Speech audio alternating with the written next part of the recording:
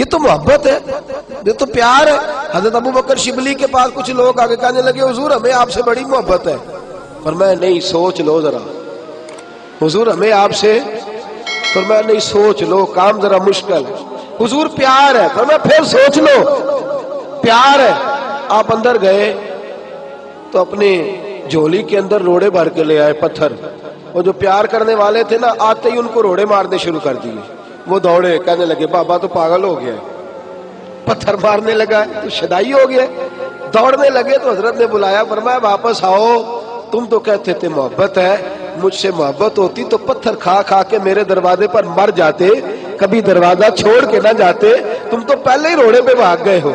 تمہیں کس چیز سے محبت ہے؟ جنا تنا وچ عشق نہ رچیا، کتے ہونا تھی چنگے، مالک دے کر راکھی کر دے صابر پھکے ننگے۔ میرے رسول کریم صلی اللہ علیہ وسلم نے فرمایا اللہ پاک تیرے گناہوں کو معاف کرتا ہے، رب کریم تیرے گناہوں کو بخشتا ہے جب تیرے اوپر آزمائش ڈالتا ہے۔ میرے نبی کریم صلی اللہ علیہ وسلم کے ایک چچا زاد بھائی حضرت زبیر بن عوام، نام سنا ہوا ہے؟ بولیے کیا نام ہے جی؟ سارے بولے۔ یہ عشرہ مبشرہ صحابی ہے، لیکن تکلیف کی بات یہ ہے کہ ہمیں عشرہ مبشرہ صحابہ کا بھی نہیں پتا۔ عشرہ مبشرہ صحابی ہیں جناب زبیر بن عوام، حضرت صفیہ جو حضور کی پھوپھی ہیں، یہ ان کے بیٹے، اور نبی پاک صلی اللہ علیہ وسلم کی جو ہمشیرہ ہے، حضرت عائشہ کی جو سگی ہمشیرہ جناب اسماء، وہ ان کی زوجہ ہیں، یہ رشتہ بھی حضور کے ساتھ۔ ان کے ایک بیٹے تھے حضرت عروہ بن زبیر رضی اللہ تعالی، حضرت عروہ بن زبیر جناب زبیر بن عوام کے صاحبزادے۔ ایک دن حضرت عروہ بن زبیر کے بارے میں جناب مشہور تابعی ہے سعید بن مسیب رضی اللہ تعالیٰ عنہ فرماتے ہیں میں نے اس شخص کا عجیب حال دیکھا۔ فرمانے لگے 7 بیٹے تھے ان کے، اور ایک بیٹا ان کا اچانک فوت ہو گیا۔ 7 بیٹے، ایک اچانک چلا گیا، انتقال کر گیا، اور کہنے لگے ان کی ایک ٹانگ کے اندر ہلکی سی پھنسی نکلی، وہ بڑا پھوڑا بنی، اور پھر طبیبوں نے گھٹنے کے اوپر سے، جاگ رہے ہیں آپ لوگ، گھٹنے کے اوپر سے رکھ کے ان کی ٹانگ کو کاٹ ڈالا۔ آپ فرماتے ہیں میں گیا تیمارداری کرنے اور بیٹے کا افسوس کرنے، یہ صحابہ کا انداز دیکھیں، بیٹے کی تعزیت کرنے اور ان کی اس کٹے ہوئی ٹانگ پر میں گیا ان کی تیمارداری کرنے۔ جب گھر پہنچا تو کہنے لگے سعید آجا یار، آجا آجا، تو بڑا سمجھدار ہے، صحابہ کا شاگرد ہے، میں نے مسئلہ پوچھنا تھا۔ کہتے ہیں ان کے چہرے کی تابانی اور لفظوں کی وسعت اور جملوں کے اندر جو خوبصورتی تھی، مجھے لگتا ہی نہیں یہ بیمار ہے، اور جوان بیٹا چلا جائے تو انسان کی کمر اٹھتی نہیں، اور اتنا تر و تازہ شخص۔ کہتے ہیں میں ان کے لب و لہجے پہ حیران ہو گیا، جب قریب گیا نا تو مجھے انہوں نے بٹھا لیا اور بٹھا کے کہنے لگے مسئلہ پوچھنا تھا، باقی باتیں بعد میں کرنا۔ میں نے کہا پوچھئے، تو کہنے لگا مسئلہ یہ پوچھنا تھا کہ کوئی ایسا وظیفہ بتائیں جس سے اللہ کا شکر جلدی ادا کیا جا سکے، کوئی ایسا وظیفہ جس سے اللہ کا شکر مارو مارو من مار مکاؤ، کوئی عذر نہ پیش لے آوا، جے سونا میرے دکھ وچ راضی تے میں سکھ نو چلے ڈاواں۔ وظیفہ پوچھنا تھا، کس بات کا؟ کس بات کا؟ آپ فرمانے لگے دیکھو میرے وجود میں کتنے اعضاء تھے، رب کریم نے میرا ایک صرف عضو لیا ہے، اس نے مجھے باقی سارا وجود عطا کر رکھا ہے، میں اللہ کا شکر ادا کرنا چاہتا ہوں۔ سارا وجود جو باقی کا ہے اس پر میں اللہ کا شکر۔ اور دیکھو میرے 7 بیٹے تھے، اللہ نے ایک لیا ہے، بے نیاز ہے، سارے بھی تو جا سکتے تھے نا۔ 7 بیٹے، بے نیاز ایک لیا ہے، سارے بھی تو جا سکتے تھے۔ میں شکر ادا کرنا چاہتا ہوں کہ میرے 6 بیٹے سلامت ہیں، تو مجھے وظیفہ شکر بتلاؤ۔ حضرت سعید بن مسیب کہتے ہیں میری آنکھوں میں آنسو آ گئے۔ میں نے کہا آپ کو کیا وظیفہ بتانا ہے؟ آپ کا مزاج دیکھ کے تو میں نے آپ سے بڑا کچھ سیکھ لیا ہے، انشاءاللہ جتنی بھی مصیبتیں آئیں گی آپ کو یاد کر کے ساری دور کر لیا کرو۔ میرے عزیز، زندگی کے شب و روز کے اندر شدید آزمائشیں آتی ہیں، شدید پریشانیاں آتی ہیں انسان، لیکن گھبرائے گھبرائے پھرنا، ہر وقت مایوس مایوس سی زندگی گزارنا۔ ایک آدمی کے پاس بچے بھی ہیں، گھر بھی ہے، بیوی بھی فرما بردار ہے، اس کے پاس اپنی سواری بھی ہے، سارا کچھ ہے، صرف اس کے سر میں درد ہے، وہ بھی کبھی کبھار ہوتی ہے۔ آپ کبھی اس سے پوچھ لیں تو کہتا بڑا تنگ ہوں اپنی زندگی سے، سر میں درد ہی نہیں جاتی۔ وہ خدا کے بندے، ایک وجود کا حصہ تیرا، ایک شخص کے پاس ساری نعمتیں، ساری، صرف غریب ہے، پیسے تھوڑے، آپ اس سے پوچھ لیں تیرا کیا حال ہے تو کہتا ہے میں تو کسی کام کا نہیں، فارغ آدمی ہے، بالکل معمول زندگی گزارا ہوں۔ کیوں بھائی؟ کہتا ہے پیسے ہی کوئی نہیں، بچے ہیں، گھر ہے، رشتہ دار سب اچھے ہیں، دوست بہت اچھے، معاشرے سوسائٹی کے اندر مقام، لوگ میری عزت کرتے ہیں، کمی کس بات کی ہے؟ کہنے لگا پیسے ذرا تھوڑے سے کم ہے۔ خدا کے بندو، صرف وہ ایک نعمت جو وقتی طور پر تمہاری نظر میں تمہارے پاس کم ہے، اس کو روتے رہتے ہو، لکیر کو پیٹتے رہتے ہو۔ جو خدا نے بے حساب نعمتیں دی ہیں، لاتعداد بندہ نوازیاں فرمائی ہیں، ان کی طرف ہماری توجہ نہیں جاتی۔ نبی کریم صلی اللہ تعالی علیہ وآلہ وسلم کے ماننے والوں نے جب حضور علیہ السلام سے ان چیزوں کا ذکر فرمایا تو نبی پاک صلی اللہ علیہ وسلم نے مختلف دلائل ارشاد فرمائے۔ اگر آپ ٹیک چھوڑ کے بیٹھے تو میں آپ کو اگلی حدیث سناؤں، اگر آپ تھوڑا ٹیک چھوڑ کے بیٹھے تاکہ آپ کو نیند نہیں آئے تو میں اگلی بات کروں۔ توجہ ہے اب حضرات کی؟ امام باقی حضرت عبداللہ بن مسعود سے روایت کرتے ہیں، بڑی حسین حدیث ہے، یہ آپ نے یاد رکھنی ہے۔ رکھیں گے انشاءاللہ تعالی؟ زور سے بولیے انشاءاللہ، اس کو یاد رکھنی ہے۔ نبی پاک صلی اللہ علیہ وسلم فرماتے ہیں 3 بندے اللہ کی بارگاہ میں کھڑے کیے جائیں گے قیامت والے دن۔ کتنے بندے جی؟ اور تینوں بہانہ کریں گے کہ یا اللہ ہم عبادت نہیں کر سکے۔ 3 بندے، شعب الایمان میں امام بہقی نے نقل کیا۔ رسول پاک صلی اللہ علیہ وسلم فرماتے ہیں سب سے پہلے ایک غلام کھڑا کیا جائے، جو کسی کا غلام ہے، کھڑا کیا گیا اللہ کی بارگاہ میں۔ اللہ پاک نے فرمایا تو نے میری عبادت کیوں نہیں کی، نماز کیوں نہیں پڑھی؟ تو کہتا ہے یا اللہ میرے اوپر بندوں کے حق ہی بڑے تھے، میں کسی کا غلام تھا، تو خدا بندہ میں کیسے تیری عبادت کرتا، میں تو غلامی کی زندگی گزار رہا تھا، مالک کی بات مانتا کہ تیری مانتا؟ میرے نبی پاک صلی اللہ علیہ وسلم کے صحابی فرماتے ہیں اللہ کریم حضرت یوسف علیہ السلام کو بلائے گا اور جناب یوسف کو اس کے سامنے کھڑا کر کے کہے گا یوسف اسے بتا تو نے کتنی قید کاٹی ہے، اسے بتا تیرے بھائیوں نے تجھے کنویں میں پھینکا ہے، اسے بتا تو نے کتنی تکلیفیں سہی ہیں۔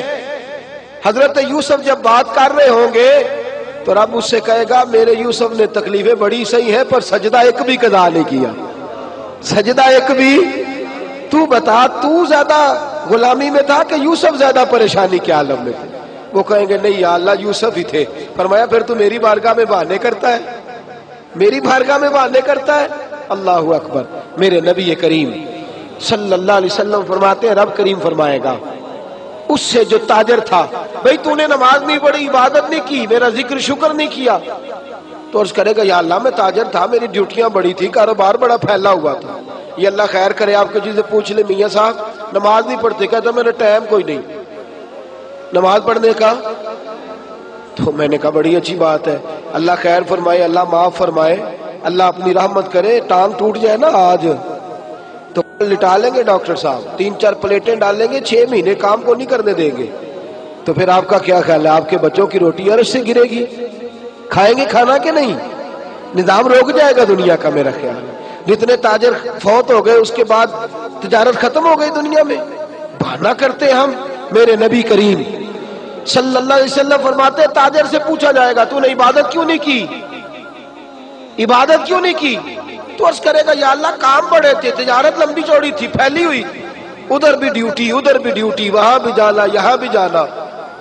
اللہ حضرت سلیمان علیہ السلام کو بلائے گا اور بلا کے کہے گا سلیمان تو پوری دنیا کا حکمران تھا اور پوری دنیا کی تجارت کرنے والا تھا، تو زیادہ مصروف تھا کہ سلیمان زیادہ مصروف تھے؟ حضرت سلیمان علیہ السلام بتائیں گے کہ میری کتنی ڈیوٹی تھی، صرف ایک گھر کی نہیں، ایک وطن کی نہیں، ایک صوبے کی نہیں، پوری دنیا کی۔ اور ساتھ حال یہ ہے کہ صرف انسانوں کی نہیں، جنوں کی ڈیوٹی بھی میری ہے، زمین پر بسنے والے جانوروں کی ڈیوٹی بھی میری ہے۔ اللہ فرمائیں گے یہ اتنی مصروفیت کے باوجود ہر وقت میری بارگاہ میں جھکا رہتا تھا، تو ہی زیادہ مصروف تھا۔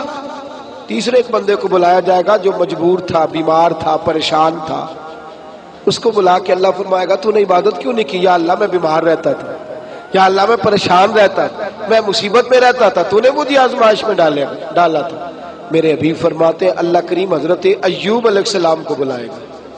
حضرت جن کے پورے وجود میں درد رہتی تھی، پورا وجود تکلیف کا شکار تھا. 7 بیٹے ایک دن میں انتقال کر گئے، کھیت کھلیان باغ اجڑ گئے. مجنو بن کے وچ بازارا کدی ککھا وانگ رلائے تے کدی کہایا کنبا سارا، سر نیزے اتے چڑھائے. آدم یار مناؤن دی خاطر اسا کی پیس بٹائے. فرمایا حضرت ایوب کو کھڑا کر کے اللہ فرمائیں گے تو زیادہ بیمار تھا کہ ایوب؟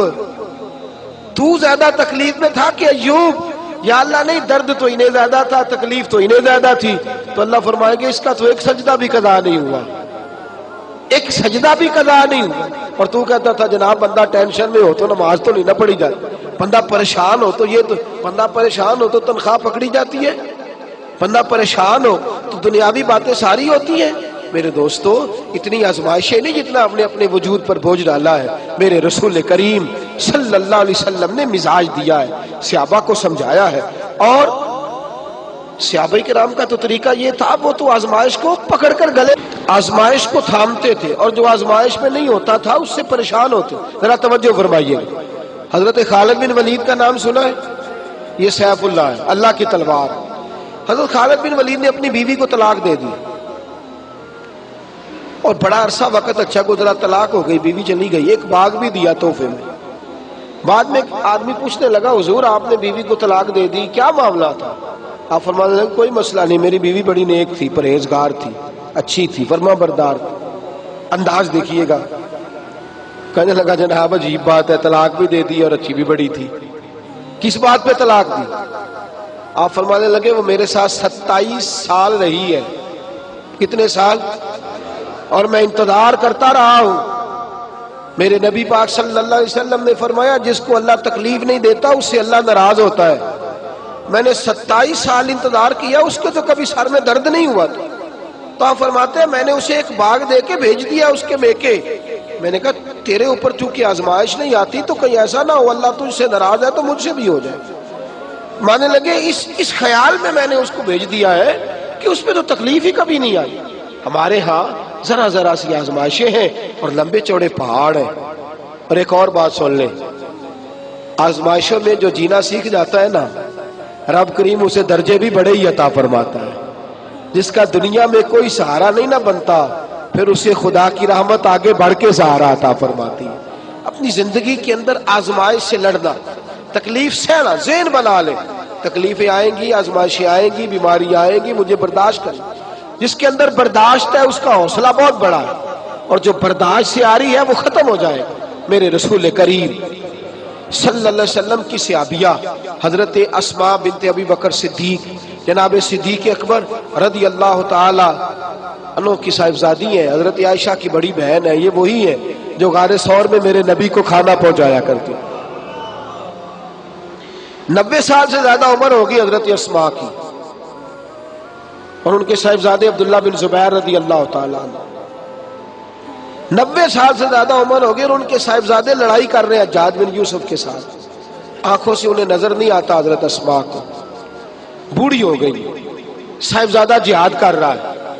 حضرت عبداللہ بن زبیر اپنی والدہ کے پاس آئے اور آ کے کہنے لگے اماں میرے کچھ ساتھی بھاگ گئے ہیں، کچھ کمزور ہو گئے، حجاج کے ساتھ میرا مقابلہ ہے. والدہ بڑا کم نظر آتا ہے، پریشان ہے، 90 سال سے زیادہ عمر ہے. اور ماں گلی میں جھگڑا ہو رہا ہو تو بیٹے سے کہتی ہے بیٹے تو اندر آ جا جلدی سے، تو نہ بیچ میں حصہ لے لے. والدہ سے آ کے پوچھتے اماں میں کیا کروں، حجاج کے خلاف لڑ رہا ہوں، بہت سارے ساتھی کچھ چلے گئے ہیں ڈر کے، کچھ جو ہے وہ کمزور پڑ گئے، کچھ نے وہ بزدل نہیں ہے، وہ کمزور نہیں، لیکن انہوں نے حکمت سمجھی ہے تھوڑی دیر کے لیے چلا جانا. ماں کہنے لگی بیٹے پہلے تو یہ بتا کہ تو حق پہ ہے کہ نہیں، دولت کے لیے تو نہیں لڑ رہا، اقتدار کے لیے تو نہیں لڑ رہا. کہنے لگے اماں قسم اللہ کی عزت کی میں حق پہ ہوں، میں فکر امام حسین کا وارث ہوں، میں ظالموں سے لڑ رہا ہوں. تو ماں کہنے لگی بیٹے جا. پھر والدہ کہنے لگی جا میرا بیٹا اور جا کے اس کے ساتھ لڑائی کر، اگر تو فتح یاب ہو گیا تو میں شکر ادا کروں گی، اور اگر تو شہید ہو گیا تو میں قیامت میں تیرے اوپر فخر کروں گی. تو کہنے لگے اماں وہ بڑے ظالم ہے. بوڑھی ماں کا حوصلہ دیکھ, وہ بڑے ظالم ہے, وہ تو مسئلہ کر دیتے ہیں, ناک کان گلا کاٹ دیتے ہیں, اتنا سخت میرا دشمن ہے. والدہ کہہ رہی ہے بیٹے سے, 90 سال کی بوڑھی اماں کہتی ہے بیٹا بکری کو ذبح ہوتے وقت تکلیف ہوتی ہے, کھال اترتے وقت تکلیف نہیں ہوتی. تکلیف تجھے ایک وقت ہوگی جب تیر لگے گا, جب تلوار لگے گی. ناک کان کاٹتے تجھے کیا تکلیف ہوگی, اللہ تجھے زیادہ اجر عطا فرمائے گا. جا مجھے بہادر کی ماں بننے کا شرف دے, بزدل کی ماں بننے کا شرف نہ دے. یہ دلیر ماں کا حوصلہ. یہ لفظ کیا کہ بیٹے کو بھیجا. حضرت عبداللہ بن زبیر لڑے, 14 دن تک آپ کی لاش لٹکی رہی, لیکن 14 دنوں تک آپ کے وجود سے خوشبو ہی آتی رہی. حجاج بن یوسف نے آپ کی ماں کو بلایا, حضرت اسماء آئی, کہنے لگا تجھے پتہ ہے تیرے بیٹے کی لاش لٹک رہی ہے؟ کہنے لگی کیا کہا؟ لٹک رہی ہے؟ ہاں تیرے بیٹے کی لاش لٹک. کیا کہتے ہو؟ تیرے بیٹے کی لاش لٹک رہی ہے. پھر بتا لو. تیرے بیٹے کی لاش لٹک رہی ہے. تو آپ فرمانے لگی شکر ہے اللہ کا, میرے بیٹے کی لاش لٹک رہی ہے, کہیں جھکی ہوئی تو نہیں ہے نا, کسی ظالم کے آگے جھک تو نہیں نا گئی, کہیں اس نے گلا کٹایا ہے, کہیں جھکایا تو نہیں نا, شکر ہے اللہ تعالیٰ کا. کہنے لگے تو مجھ سے سفارش نہیں کرے گی کہ اس کی لاش کو ہٹا دوں؟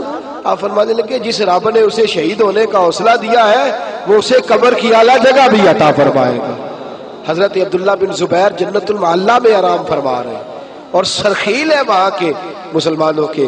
عزیزوں, تکلیفوں کو آگے بڑھ کے وصول کرنا. ذرا ذرا سی بات پہ لوگ چیختے چلاتے کفر بولتے ہیں, گھروں میں فوتگی ہو جائے تو کفر. حضرت جعفر طیار شہید ہوئے, حضرت علی کے سگے بھائی تو ان کے گھر کی عورتیں رونے لگی. حضور نے فرمایا جاؤ انہیں چپ کراؤ. صحابہ گئے, خاموش نہیں, پھر رونے لگی. فرمایا چپ کراؤ انہیں, پھر چیخنے لگی. تیسری بار حضور نے فرمایا نہیں چپ کرتی تو ان کے منہ میں خاک ڈال دو, انہیں پتہ نہیں جو بین کرے سر پھاڑے اور اپنے چہرے پر اپنے ہاتھ مارے وہ تو میری امت میں شامل ہی نہیں ہے, تو میری امت میں شامل ہی نہیں. میرے عزیزوں, شریعت اسلامیہ حوصلے کی بات کرتی ہے, صبر کی بات کرتی ہے. گھروں کے اندر ذرا ذرا سی بات پہ بے صبری کرنا, ذرا 2-4 جملے بھی ہم ہضم نہیں کر سکتے, ایک بے رخی بھی ہم ہضم نہیں کر سکتے, تھوڑی دیر کے لیے بھی کوئی آنے والی تکلیف ہم برداشت نہیں کرتے. بے صبری ہے, ہماری کم حوصلہ ہے, اور تحمل مزاجی سے دور چلے گئے ہیں, اس لیے ہمارے غم بھی روز بروز بڑھتے چلے جا رہے ہیں. رب کائنات کی بارگاہ میں یہ التجا کیا کرے اللہ ہمیں حوصلے عطا فرمائے, اور ساتھ رب کریم ہمارے اوپر وہ والا فضل فرمائے اس طرح وہ اپنے نیک بندوں پر فضل فرماتا ہے. اور اللہ ہمیں حوصلے اور صبر کے ساتھ زندگی کے ایام گزارنے کی توفیق عطا فرمائے. ہمیشہ مدحت خیر الانام میں گزرے. دعا ہے یہ عمر درود و سلام میں گزرے. آخر دعوانا ان الحمدللہ. تا قیامت ان فقیروں اور گداؤں کو سلام. محمد معدن الجود والکرم وآلہ مبارک وسلم. مالک کریم ہمارا حاضر ہونا قبول فرما, دین کا ہر کام اپنی رضا کے لیے کرنے کی توفیق عطا فرما.